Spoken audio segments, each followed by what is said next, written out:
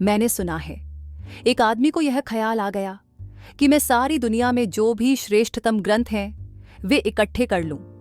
किसी गुरु ने उसको बताया कि जब तक तुम्हें ज्ञान न हो तब तक परमात्मा न मिलेगा। उसने कहा, ज्ञान कैसे हो? उसने कहा, शास्त्र से होगा। तो उसने कहा कि पहले शास्त्र इकट्ठे कर लें। उसने सारे शास्त्र इकट्ठे कर लिए, लेकिन शास्त्र इकट्ठे करने में जिंदगी बीत गई सारी दुनिया में। उसने कहा, एकाध शास्त्र भी रह जाए और कुछ ज्ञान वंचित रह जाए, इसलिए पहले सब शास्त्र इकट्ठे कर लूं, ज्ञान कल कर लेंगे, पहले शास्त्र इकट्ठे कर लूं। उसने सारे शास्त्र इकट्ठे कर लिए। इकट्ठे करते करते उसकी जिंदगी तो अज्ञान में बीत गई। शास्त्र इकट्ठे करने वालों की जिंदगी अज्ञान में ही बीतती है, क्योंकि ज्ञान तो अभी हो सकता है और शास्त्र तो कल पढ़ेंगे, परसों पढ़ेंगे, फिर समझेंगे, फिर साधेंगे, तब होगा। 70 साल का हो गया, शास्त्र तो इकट्ठे हो गए, लेकिन जिंदगी हाथ से निकल गई, बिस्तर पर लग गया। चिकित्सकों ने कहा, बचने की ज्यादा उम्मीद नहीं। उसने कहा, मुश्किल हो गई, मैंने शास्त्र इकट्ठे किए, पढ़ूंगा कब? तो उसने कहा, कुछ ऐसा करो कि मेरे शास्त्र इकट्ठे करने की मेहनत बेकार न चली जाए। कुछ पंडितों को बुलाओ जो संक्षिप्त कर दें, क्योंकि इतने शास्त्र अब तो पढ़े नहीं जा सकते, वक्त जा चुका है। 10 बड़े पंडित बुलाए गए। 10 पंडित 10 बातें करें, शास्त्र का संक्षिप्त करें तो 10 प्रकार से करें और उनमें विवाद भारी हो जाए। वह आदमी कहे कि मैं मरने के करीब हूं, तुम जल्दी संक्षिप्त करो, लेकिन वहां 10 पंडित, वहां जल्दी कैसे हो? वहां तो और देर होने लगी। वह आदमी बहुत घबरा गया। उसने कहा कि और पंडित बुलाओ, इन 10 से काम नहीं होता, क्योंकि मैं मरने के करीब हूं। और 50 पंडित बुला लिए, 100 पंडित बुला लिए। जितने पंडित बढ़ते गए उतना ही उस आदमी को लोग भूलते गए। वह अपनी खाट पर पड़ा रहा और पंडित अपने विवाद में पड़े रहे।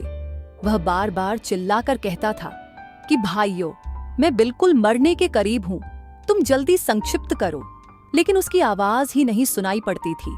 जहां 100 पंडित हों, वहां किसी की आवाज कैसे सुनाई पड़ सकती है? कुछ आवाज नहीं सुनाई पड़ती थी। आखिर उसने अपने चिकित्सकों को कहा कि क्या मैं मर जाऊंगा? ये पंडित तो विवाद में लगे हैं, शास्त्र संक्षिप्त होते ही नहीं। किसी तरह उन्होंने संक्षिप्त किया। जब वे संक्षिप्त करके लाए तब भी कोई 50 ग्रंथ थे।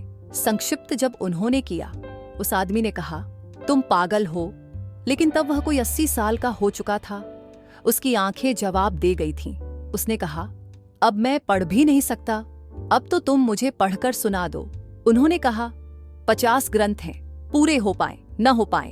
तो उसने कहा, और संक्षिप्त करो, इतना संक्षिप्त करो कि तुम मुझे पढ़कर सुना दो। उन्होंने फिर संक्षिप्त किया। फिर 5 साल लग गए। जब वे गए तब वे एक छोटी सी किताब में सब संक्षिप्त करके ले गए, लेकिन उस आदमी का होश चला गया। सांस तो चल रही थी। चिकित्सकों ने कहा, भाई बहुत देर करके आए, अब वह सुन भी नहीं सकता, उसका होश भी नहीं है। अब तो तुम ऐसा करो कि एक ही नाम उसके कान में जोर से कह दो, शायद सुन ले। पंडित विवाद करने लगे कि कौन सा नाम कहा जाए। राम कहें कि अल्लाह कहें कि बुद्ध कहें कि महावीर कहें कि जय जिनेंद्र कहें कि क्या कहें क्या न कहें, ओम कहें कि आमीन कहें। वे बहुत विवाद में पड़ गए। चिकित्सकों ने कहा, वह मर रहा है, जल्दी कहो। उन्होंने कहा, पहले तय हो जाए तभी हम कुछ कह सकते हैं। वे तय करते रहे। वह आदमी मर गया। जब वे तय कर पाए तब तक वह मर चुका था। उन्होंने कहा, हमने तय तो कर लिया, वह आदमी कहाँ है? उन्होंने कहा, उसकी अर्थी जा चुकी है। आदर्शों में कल में जीने वाला आदमी ऐसे ही नष्ट होता है। नहीं, जो करना है वह अभी और आज और यहीं।